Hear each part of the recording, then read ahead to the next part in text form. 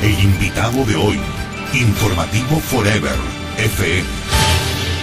Son las 8 de la mañana, 9 minutos. Estamos en el estudio para conversar acá en Radio Forever con el doctor Luis Herrería Bonet, quien fue secretario general del gobierno del doctor Alfredo Palacios, analista político y actualmente decano de la Facultad de Derecho de la Universidad de Cotec. Lo hemos invitado al doctor Luis Herrería Bonet para conversar sobre el tema de la consulta popular, pero ya que estamos tratando el tema de si debe o no despenalizarse también en el Ecuador como lo han hecho en otros países, la injuria, la calumnia contra funcionarios públicos, aprovecho, doctor Luis Herrería, para comenzar esta interesante conversación que seguramente la vamos a tener cuando usted todavía no era funcionario público, y ya que lo ha sido, habrá vivido en carne propia las críticas y de pronto alguna injuria, alguna calumnia.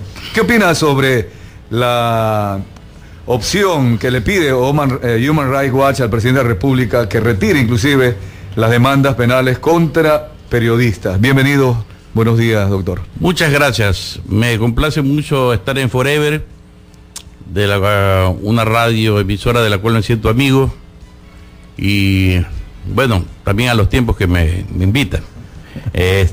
Voy a aprovechar para conversar una serie de cuestiones. Yendo al punto exacto de su pregunta, le voy a decir, el funcionario público comprende allí la diferencia entre lo que es el martillo y lo que es el yunque. Entonces, cuando uno está desde fuera y tiene una columna de opinión, como yo la he tenido durante más de 20 años en diversos medios de comunicación, uno se da cuenta de que responsablemente hay que hacer una crítica a los funcionarios públicos, pero cuando es funcionario público tiene que también respetar a quienes hacen las críticas que uno realiza. Realmente que no le puedo negar que uno se siente fastidiado por ciertos términos y ciertas imputaciones que a veces no llegan. Felizmente a mí no me han dicho dos cosas como funcionario público que me hubiera preocupado terriblemente: ni que soy ladrón ni que soy estúpido. Cualquiera de las dos cosas son terribles en un funcionario público. Eso sí es una cosa alarmante, pero no por eso, ni siquiera por eso hay por qué comenzar a despotricar contra el mundo entero, aprovechándose del cargo que eventualmente se tiene, porque los cargos siempre se terminan. Si no, pregúntenle usted a Mubarak. Y lo que hay que hacer es tener presente, en primer lugar, las leyes internas, los convenios internacionales que protegen a quienes hagan críticas a los funcionarios públicos. Y aparte de eso de allí, también yo le recomendaría a aquellos funcionarios que no se pueden contener las ganas de insultar y enderezar juicios a efecto de hacerse millonarios, que se echen un baño de aceite para ver si les resbala así. Si les resbala otras cosas, ¿por qué no les va a resbalar la crítica de algún periodista? Sino que se quiere más bien es tener un mecanismo, uno, como lo dijo el doctor Osvaldo Hurtado, de enriquecimiento a través del cargo que se ostenta, y lo cual es una vergüenza. Y en segundo lugar, se quiere presionar, y en este caso a los medios de comunicación, para que sean serviles obsecuentes como muchos otros. Felizmente Forever es uno de los baluartes, uno de los medios de comunicación que son la muestra palpable de lo que puede hacer una prensa libre. Y le digo sinceramente, cuando un tipo como Correa está sostenido sobre bases endebles, porque las organizaciones sociales se han abierto, le han hecho un vacío tan grande que está cayendo en un precipicio del cual no lo va a salvar nadie. Entonces, él despotrica contra todos los medios de comunicación. Ya le tocará a él, no pierda usted las esperanzas. A Forever le tocará su turno. Y especialmente a usted, que sabe que es el director de este ya famoso noticiero. Muchas gracias, doctor Luis Herrería, por lo positivo. Y respecto a lo otro, a lo negativo, nosotros nos amparamos en lo que es el Estado de Derecho. Y en función de esto le hago el siguiente planteamiento. Tenemos una Constitución. Hayamos aprobado o no la Constitución a título personal, habiéndole hecho observaciones a la Constitución de algunas ambigüedades, contradicciones.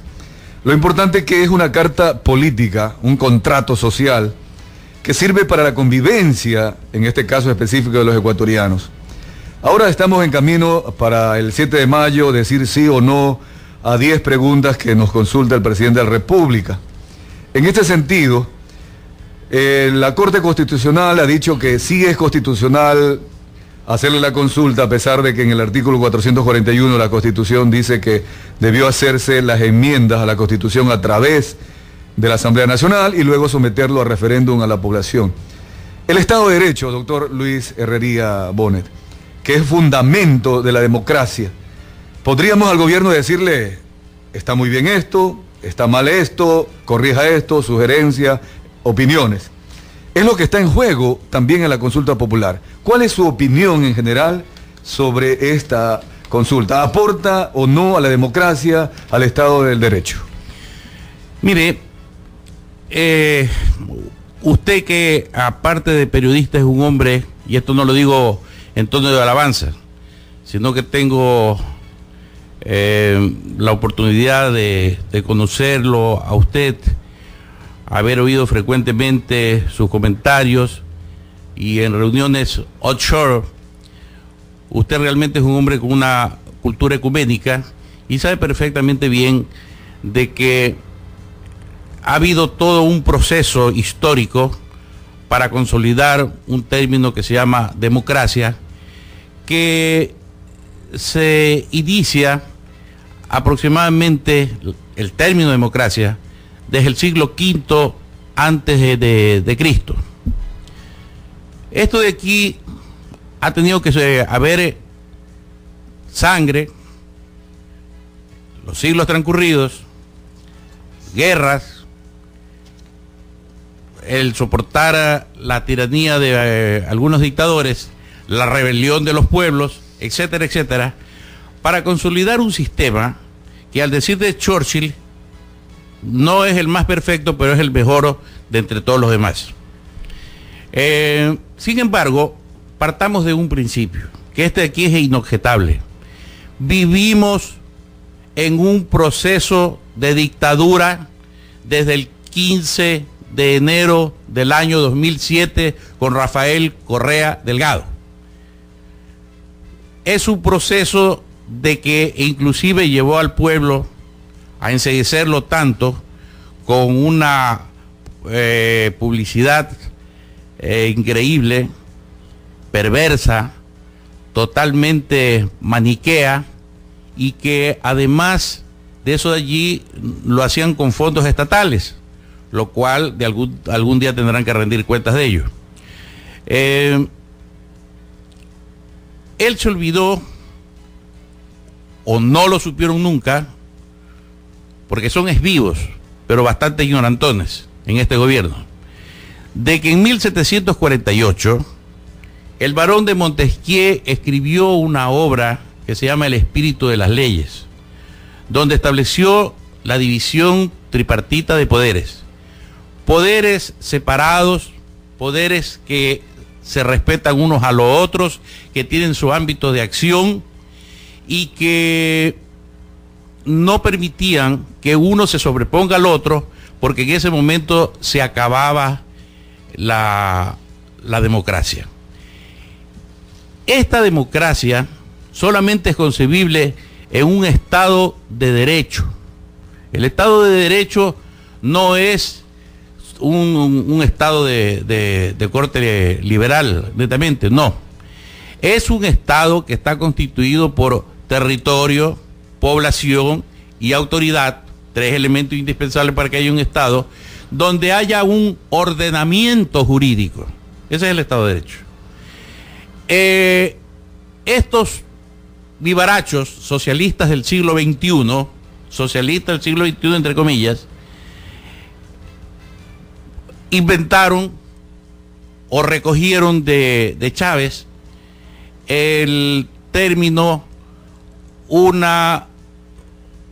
de un derecho constitucional, un Estado constitucional de derechos y justicia. Bueno, yo le voy a decir una cosa, que en la práctica no funciona ese asunto. ¿Por qué?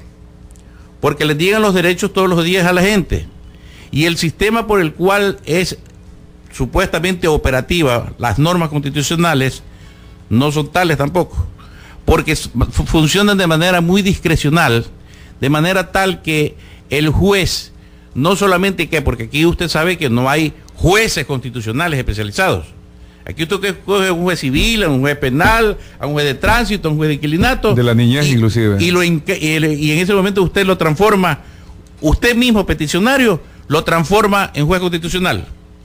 Y seguramente el señor no ha leído ni siquiera el Código de la Niñez y de la Adolescencia, y sin embargo tiene que saber de asuntos constitucionales. Entonces, esto de aquí es un mecanismo que ha desmejorado la administración de justicia.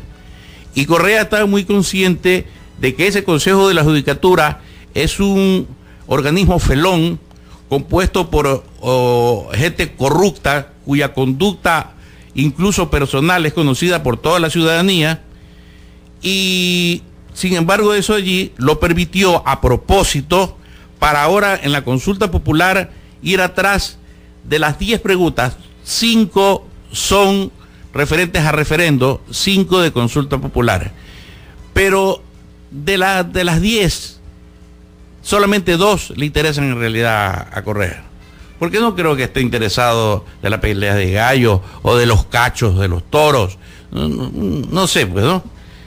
A él le interesa es 2 cosas fundamentales. Una, tomarse la administración de justicia, es decir, designar, como no se había visto ni en la peor de las dictaduras, por lo menos en este país, designar a dedo a todos los jueces de este país. Uno. Segundo, no solamente regular, sino manipular, designar a los directivos, y a los directivos y a los dueños de medios de comunicación decirles quiénes están bien o quiénes están mal, y sacarlos de los cargos, igual que lo ha hecho sin necesidad de que haya la consulta y sin necesidad de que haya la asquerosa esa ley de comunicación que quiso pasar en la Asamblea. Entonces, esos son los elementos vitales de Correa. Mire usted que sin haber esa ley de comunicación propuesta por él ante la Asamblea, sin haber la consulta popular, que yo personalmente pienso que la dignidad del pueblo ecuatoriano y su inteligencia los llevará a votar por el no, a rechazar esa pretensión de ya en dictadura no, porque vivimos en dictadura, del totalitarismo que piensa implantar en este país Correa. Ahora ha propuesto, por sí ante sí, como tiene unos asesores que son verdaderamente una tragedia, una cosa repugnante, son repugnantes en lo físico, son repugnantes en su calidad moral, y son repugnantes también en sus mecanismos intelectuales. Realmente que dan pena, es una lástima, pero es lo que se merece Correa. Doctor, si me permite acá, hay algo que usted ya lo ha planteado, lo que es la concentración de poder, que lo ha expresado en otras palabras. En la pregunta 4, la creación del Consejo de la Judicatura de Transición, que será conformado por 3 personas del Poder Legislativo, la función de transparencia y el control social, y también el Poder Ejecutivo, es decir, el Presidente de la República, 3 representantes. Aquí hay algo que quisiera, con su experiencia jurídica y también como es funcionario público y actual decano de la Facultad de Derecho de la Universidad de Ecotec, la justicia debe ser no política, totalmente imparcial. Por eso inclusive esta estatua que tiene una venda en los ojos. Que la ciudadanía de alguna manera evalúe este tema, y por eso se lo planteo. En el instante en que se nombra a un representante de la función ejecutiva, presidente, luego la legislativa y luego el control social, ¿se va a politizar la justicia en el país? Una corrección y una aclaración. No soy decano de la Facultad de Jurisprudencia del Ecotec. Me honro de ser profesor de la Universidad Ecotec y también de la Universidad Católica. Y la otra aclaración sí, que vale mencionarla es de que viene politizando la función judicial Correa desde hace tiempo. Él está metiendo eso que dijo grotescamente, lo declaró porque primero habla y después piensa, de que voy a meter la mano en la justicia. Él, es decir, la mano de sus esbirros la metió hace tiempo. Ahora dijo, ya lo declaró, sin pudor de ninguna naturaleza ante el pueblo, de que iba a meter la mano en la administración de justicia. La mano en cosas ajenas la meten es los rateros. Doctor, puede ser quizás una pregunta un tanto simple o quizás que no sea necesaria planteársela, pero le hago la pregunta en profundidad en la parte jurídica. ¿Por qué? ¿Por qué la justicia tiene que ser despolitizada? ¿Por qué? Porque según la misma Constitución hecha por Correa y sus gentes de gran mayoría en la Asamblea de Montecristi, en el artículo 168, en el numeral 1 dice los órganos, y que entienda bien el Alexis Mera cuando me refiero a los órganos, son los órganos de la función judicial. Los asesores jurídicos. Porque se confunde Alexis Mera, cuando oye órganos se pone desequilibrado, se le hace una confusión y se pone en un estado realmente deprimente. Los órganos de la función judicial gozarán de independencia interna y externa. Es decir, dentro de la estructura misma de la función no tiene que meter nadie, por decirle algo. Un presidente de corte no tiene por qué llamar a un juez a decirle que resuelva las cosas de tal o de cual manera. No debe interferir. No, de ninguna manera. Nada. Él es el representante de ese distrito. Ya. Pero no tiene por qué llamar a un juez civil, penal, de inquilinato, laboral, a decirle yo quiero que me falle de tal o cual forma. No. El riesgo siempre seguirá siendo en lo externo. Que un partido... Entonces, fíjese usted que lo dice. Sí. Gozará de independencia interna. Interna. Y externa. Ajá. Es decir, si lo hacen de manera interna, no se diga de manera externa. Por eso es la división de poderes. No, es fundamental la democracia. Pero ¿qué pasa? Y además ¿qué ha pasado? esto de aquí, sí, este principio dice que si se violare, dice toda violación a este principio conllevará responsabilidad administrativa, civil y penal. Por eso, claro, la Constitución lo manda. Pero hemos sido testigos que lastimosamente no todo lo que dice la actual Constitución se lo ha respetado. Pero el riesgo, y eso así se lo planteo, que en la influencia externa sobre los jueces persista en el futuro la parte política. Yo le recomendaría a este juez, donde acaba de caer el caso del Universo, que tiene relación no solamente con el Universo, tiene relación con los medios de comunicación. Esto aquí es un ataque contra todos los medios de comunicación, no solamente contra un periódico. Yo le recomendaría a ese juez que coja la Constitución y que lea el artículo 11, el numeral 3, que dice: los derechos y garantías establecidos en la Constitución y en los instrumentos internacionales de derechos humanos serán de directa e inmediata aplicación por y ante cualquier servidora o servidor público, administrativo o judicial, ya, de oficio.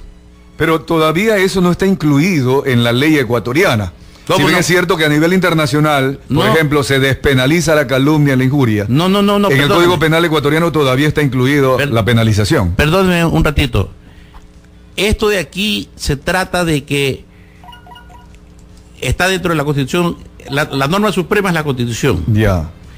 Y esto de aquí está dentro de instrumentos internacionales. Así es. Dentro de los instrumentos internacionales habla de que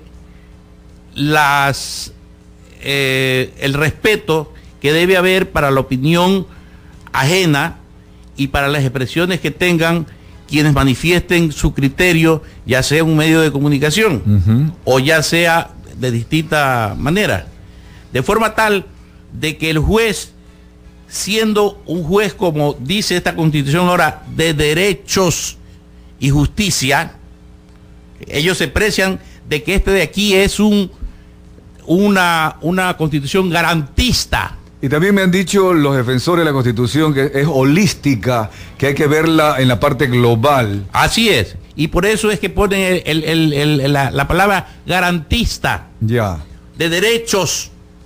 Entonces por eso le dice, esto de aquí va dirigido al servidor judicial, quien obrará no a petición de nadie, de oficio. Ya. Es decir, en otras palabras, si doctor, este juez sí, conoce la Constitución y no es un sinvergüenza, él tiene que rechazar la querella presentada, que además me he encargado de leerla. 152 páginas. Oiga, realmente que es deprimente. Es un asco. La demanda. Es esa querella. El Universo la publica hoy día en su página web. Esa querella es propia que la haga un mongólico. Y creo que estoy ofendiendo a los mongólicos.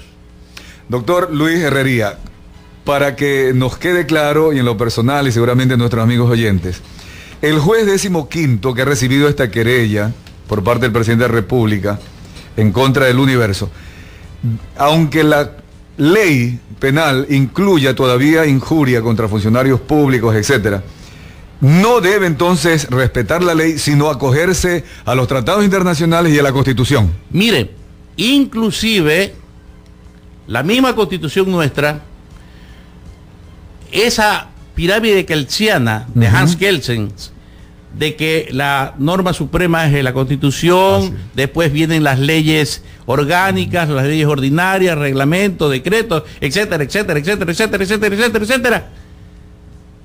Se termina en el momento en que las constituciones, que son legislación interna, ya, suscriben los documentos internacionales por los cuales aceptan que lo establecido en esas normas internacionales prevalecen inclusive por encima de la Constitución. De acuerdo. Y nuestro país lo ha hecho. Entonces el juez está amparado por la Constitución y por los acuerdos internacionales. Y por los acuerdos internacionales. Y no debería temer en lo mínimo que se lo vaya a recusar. Un juez no puede temer. Un juez no puede temer a nadie. No puede ser ladrón. No puede estar esperando que lo ratifiquen o no lo ratifiquen en el cargo. Un juez tiene que ser un ser casi inmaculado. Los seres humanos somos llenos de fallas y de errores, pero tenemos que hacer un esfuerzo impresionante en el instante que se para no solamente aplicar los términos jurídicos, no solamente las disposiciones, sino que tenemos que revestirnos de una categoría moral, ética, diferente al resto de la gente. Doctor Luis Herrería, mientras hemos conversado sobre la consulta popular y también sobre este tema específico, las demandas contra periodistas, me he planteado algo ya global que lo quisiera planteárselo a usted también y que necesitamos conocer su posición. El socialismo del siglo XXI y su autor Heinz Dietrich toma lo que fracasó en manos del socialismo radical de Rusia, lo que está fracasando en Cuba y lo de Venezuela, que todavía restan algunos aspectos, pero hay que ver en qué termina también esa experiencia. Y Heinz Dietrich dice que la superestructura, es decir, todo lo que es la democracia formal, la separación de poderes, la iglesia, el ejército, la universidad, etcétera, etcétera, es lo que ha manejado al pueblo a la infraestructura o a la estructura, y que lo ha mantenido en la pobreza y lo ha mantenido en la alienación de la que hablaba Carlos Marx. En este sentido, ¿cree usted que la consulta popular y estas acciones legales estarían enmarcadas hacia el socialismo del siglo XXI para eliminar la superestructura, que no haya separación de poderes? Si fuera así, ¿cuál es la posición a conciencia del pueblo ecuatoriano? Mire, allí vamos a entrar a una reflexión que es muy, muy importante. En primer lugar, se aprovecharon de un hombre que confundido, pero un hombre que creía en las cosas que planteaba, como el alemán Hans Dietrich. Él hablaba de un socialismo del siglo XXI, luego que durante 70 años rigió el sistema del socialismo. Estamos hablando del socialismo científico. Estamos hablando del socialismo real. El de Carlos Marx. El de Carlos Marx. No estamos hablando del socialismo utópico de Proudhon. No estamos hablando de la socialdemocracia que los llamaron después revisionistas. No estamos hablando ni tampoco el del dictador Stalin. No, eso de allí es... Aparte de toda análisis. Fue una depravación. De acuerdo. Mandó a matar millones de seres humanos rusos. No eran ni chinos, ni eran latinos, eran rusos. Simplemente porque no estaban de acuerdo con él. Fueron 20 millones de seres humanos que mandó a matar. Pero sí, porque le dio la gana, con el dedo. Entonces, se aprovecharon de la tesis bastante confusa y a destiempo de este Teutón. Y esto sale desde el Foro de Sao Paulo en 1990. En 1989 se cae el muro de Berlín y era ya, como dicen en béisbol, bola cantada de que el 91 o después de poco tiempo iba a ocurrir lo que ocurrió, que se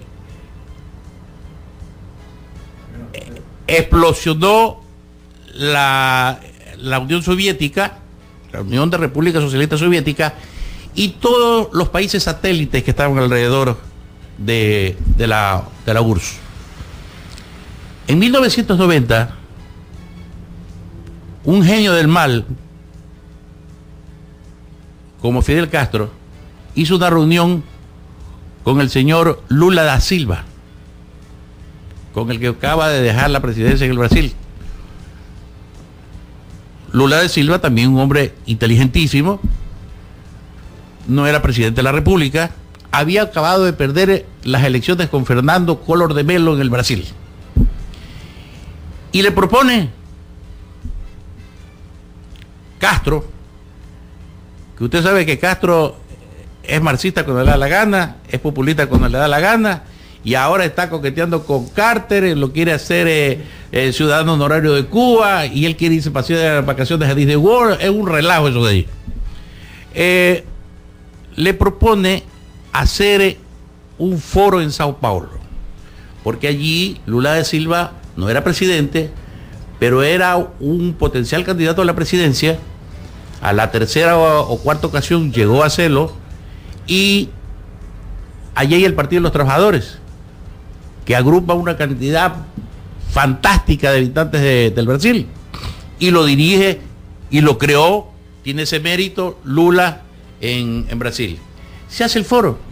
Usted sabe que en ese foro van todos los partidos tan de extrema izquierda que no faltaron allí a esa cita: la FARC, el Ejército de Liberación Nacional, los movimientos que habían hecho las guerras civiles en Centroamérica, todos los partidos proscritos en las diversas partes de la región latinoamericana estaban allí presentes.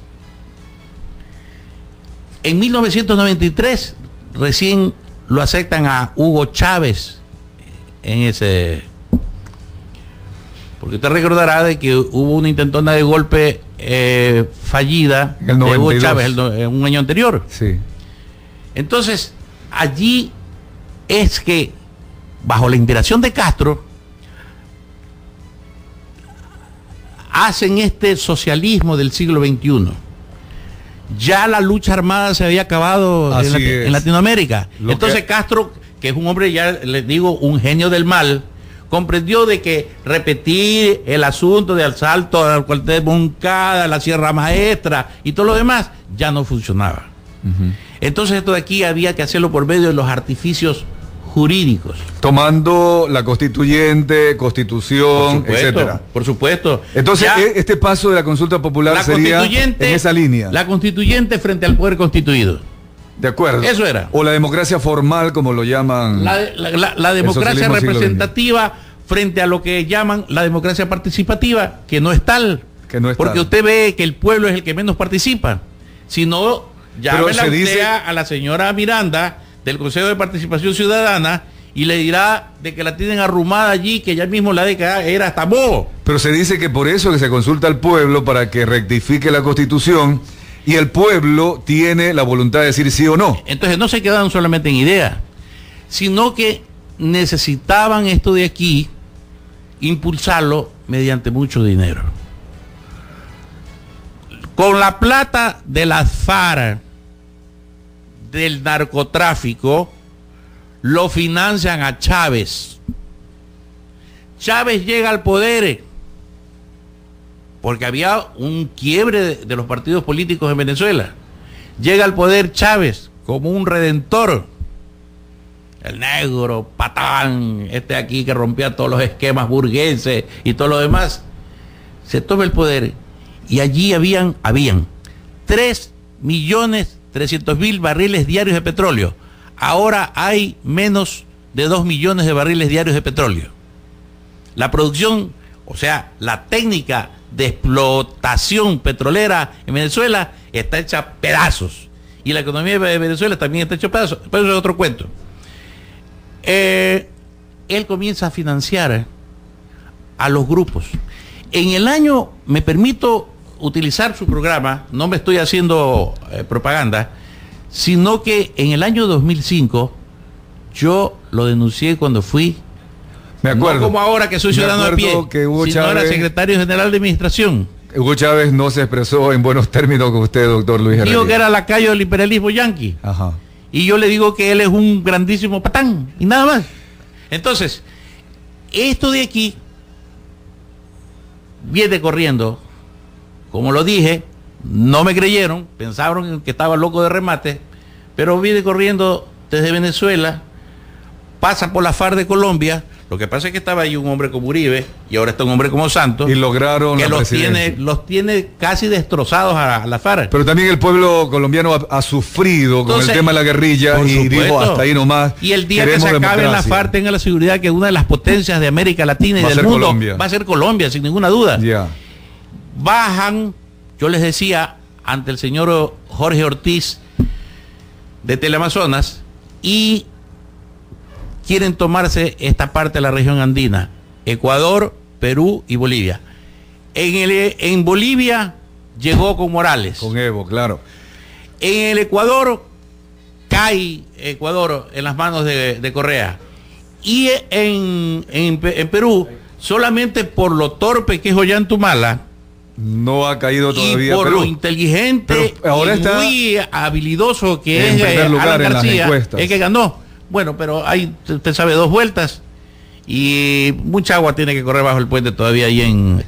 Con esto, ¿cree usted entonces, doctor Luis Herrería, que la consulta popular va en la línea de eliminar a la democracia formal? Totalmente. Mire, el círculo vicioso del totalitarismo de Correa, él piensa cerrarlo con la consulta popular. Es decir, hablemos claro, referéndum / consulta popular, porque son 5 preguntas y 5 preguntas. En la una está la administración de justicia y en la otra, en la consulta, está los medios de comunicación. Los medios de comunicación. Si él consigue la mayoría del sí, el círculo está cerrado. Ese es el fondo del tema, de acuerdo a lo que usted yo le digo una cosa, planteó. 1, con la administración de justicia en sus manos, perseguirá a todos aquellos que disiendan de sus estupideces. 2, quedarán impunes los delitos que cometan todos los sirvientes que tiene a su alrededor y que roban a troche y moche. Todos los días usted ve en los medios de comunicación. Y en tercer lugar, encontraremos allí a medios de comunicación. Yo estoy convencido de que si usted permanece todavía en este medio de comunicación, va a ser, no difícil, imposible que me vuelva a invitar a mí. Bueno, habría que revisar la ley como se la apruebe con lo que es la censura previa y las responsabilidades ulteriores. Pero doctor, lo rescatable de todo esto, que el pueblo, el país, nosotros todos como ciudadanos, pueblo, debemos reflexionar antes del 7 de mayo. Y le planteo la última interrogante. Justamente por todo este antecedente, lo que hemos conversado, doctor Luis Herrería, y con su experiencia como funcionario público, como catedrático de Derecho en la Universidad de Cotey Católica, la ciudadanía tendrá que decidir. Muchas veces en lo individual, y yo he conversado con ciudadanos, digamos, no quiero utilizar un término que vaya a confundirse, pero de estrato de bajos recursos. Ellos en lo individual son honestos, trabajadores, tienen fe en este país. Pero cuando hablamos ya de comunidad, de conjunto, no quiero hablar de masa, ya como que hay un denominador común de luchar en contra de las injusticias, en contra de los pelucones, la partidocracia, y por lo tanto apelan a decir sí para que el presidente Rafael Correa y su grupo los reivindique. Ante esta situación, ¿podrían ellos decir, yo prefiero tener una concentración de poder, que no hablen los medios de comunicación, pero que haya justicia en el Ecuador? ¿Sería así como podríamos sociológicamente de alguna manera enfocar esa situación? Mire, el pueblo del Ecuador no le han dado a una cantidad considerable de habitantes la educación que se merecen. Tanto es así que se van a iniciar ahora las clases en las escuelas y colegios, y usted ve que todos los días salen a reclamar los directores porque están destartaladas las escuelas y los colegios, porque no tienen asiento, porque no tienen techo, porque no tienen paredes, porque no tienen servicio higiénico, no tienen nada. Yo no sé dónde es que van a brindar educación. Y otro elemento vital es la cuestión de salud. ¿De qué se lo podemos hablar? Cuando están los neonatos en cajas de cartón. Pero la ciudadanía de pronto dice, ¿vale la pena ese sacrificio? No, la ciudadanía está consciente, ¿sabe por qué? Porque a las finales, seamos muy reales en esto de aquí. Nosotros estamos de comentaristas. Ellos están padeciendo de carne propia. ¿Usted cree que ya la crisis es más terrible de lo que nosotros pensamos? Ellos han hecho una evaluación. Nosotros hacemos evaluaciones. Ellos no hacen las evaluaciones. Ellos sienten el dolor en carne propia. Son sus hijos que se mueren. Son ellos que asisten a los centros hospitalarios donde hay una atención pésima o no hay atención. Y cuando les dan la receta, no hay la medicina. Y cuando tienen que ir a comprar a las boticas, cuestan una fortuna que es imposible que las puedan adquirir. Y esa gente se muere o sigue padeciendo, que para ellos les resulta mejor morirse que seguir en esas condiciones.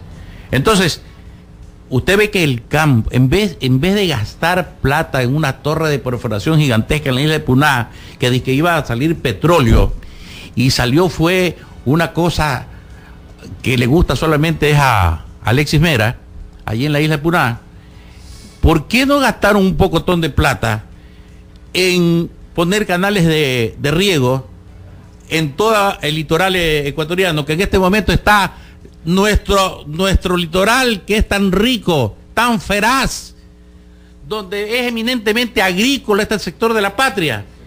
Una provincia se llama de los ríos, porque está cruzada de ríos, y ahí están los ríos, no están secos, están los ríos, pero la tierra está quemada, no han hecho nada. ¿A dónde está la obra para el pueblo que ha hecho Correa? Ahí están, esos sí, los escándalos. La Contraloría sí ha hecho la fiscalización, ha mandado un pocotón, pero duerme el sueño de los justos en el Ministerio Fiscal. Doctor Luis Herrería, ¿cree usted que al quinto año del gobierno del presidente Rafael Correa ya la ciudadanía se olvidó del bono de desarrollo, etcétera, etcétera, y está pensando a conciencia, reflexionando sobre la consulta popular, el tema de concentración de poderes y libertad de ¿A expresión? cuánto asiente el...? No, yo le digo una cosa, si va al tema jurídico, hay abogados que no lo entienden. Sí. Pero vayamos a otro costo. ¿A cuánto asciende el bono de la pobreza? Que $30, $1 por día. $30, Dicen que hay $1 por personas día. que con eso ya desayunan. Bueno, allí, etcétera. no sé si habrán desayunado, pero actualmente no les sirve ni siquiera para comerse un bolón. Es muy fácil. Ellos sí van a los mercados populares. A lo mejor nosotros vamos a los supermercados. Ellos van a los mercados populares. 3 veces más los precios. Doctor, la pregunta está planteada. ¿Cree que ya en base a todo esto están reflexionando el voto? Totalmente. El pueblo no le va a hacer un análisis jurídico de las cosas. El pueblo está sintiendo en carne propia el vejamen de este individuo. Cuando pasa por cualquier parte y quiere que se le arrodillen, que cree que es rey, reina, no sé qué es lo que cree que sea. Entonces, el pueblo le fastidia esas actitudes de los gobernantes. Uno. En segundo lugar, no hay trabajo. En tercer lugar, la gente está sufriendo porque esas remesas del exterior que venían ya no las tiene. La gente no tiene cómo comer. Este pueblo se está muriendo de hambre. En este momento sí hay una crisis económica terrible. Y más aún la que se vecina con la baja cosecha que va a haber. Va a aumentar el precio del arroz, del maíz. Si está 3 veces más caro, usted tenga la seguridad que, fíjese lo que le estoy diciendo, caramba, sí, en 15 días más ha subido el doble o el triple de lo caro que ya está. Doctor Luis Herrería, para dejar un pensamiento positivo, para no perder la esperanza en el futuro del Ecuador, aparte de lo que usted me ha dicho, las amenazas que podrían existir, ¿qué reflexión final en lo positivo? ¿Cómo hacer para que este país algún día tenga canales de riego y no dependamos de la lluvia cuando estamos rodeados de agua? En primer lugar, yo creo que el pueblo ecuatoriano, que es un pueblo, persevero yo en la idea, digno e inteligente, debe de votar no en la consulta de Correa, porque Correa es el verdugo. Correa les ha tirado un lazo para ver qué hace el pueblo. Si es un pueblo digno, coge el lazo y a lo mejor se le ocurre mandárselo a que se lo metan por las orejas. Si es un pueblo que quiere ser esclavo, se lo pondrá simplemente en el cuello para que los verdugos de Carondelet se encarguen de apretárselo. Entonces los estrangularán o los tendrán mansos como unos esclavos, manejándolos a su antojo, y ahí sí no podrán reclamar, porque ellos mismos se pusieron la soga al cuello. Entonces por eso yo pienso que el país entero, o en su gran proporción, en su gran mayoría, va a votar por el no, y va a tener aquí un impacto en esa psiquis sui generis de Correa, horrible. Doctor Luis Herrería, le agradezco haber estado con nosotros a los tiempos. Usted tiene razón cuando extra micrófono me dijo que lo había dejado invitar, porque cuando ya llegó a ser funcionario público en las alturas y con tantas responsabilidades que tuvo en el gobierno del doctor Alfredo Palacio, nos habíamos eximido un poco de invitarlo. Pero ahora, ya como analista político y catedrático de Derecho, ha sido oportuno con usted analizar todos estos antecedentes y sobre todo haber profundizado en lo que es la verdadera democracia y lo que permite que los pueblos se desarrollen. Le agradezco haber estado con nosotros. Para mí ha sido un placer haber estado conversando con usted, y especialmente yo tengo un gran respeto por Forever, porque es una emisora que realmente tiene unos altísimos valores cívicos que son tan necesarios en este país en este momento. Muchas gracias. Vamos al corte comercial y volvemos con el mágico mundo del deporte.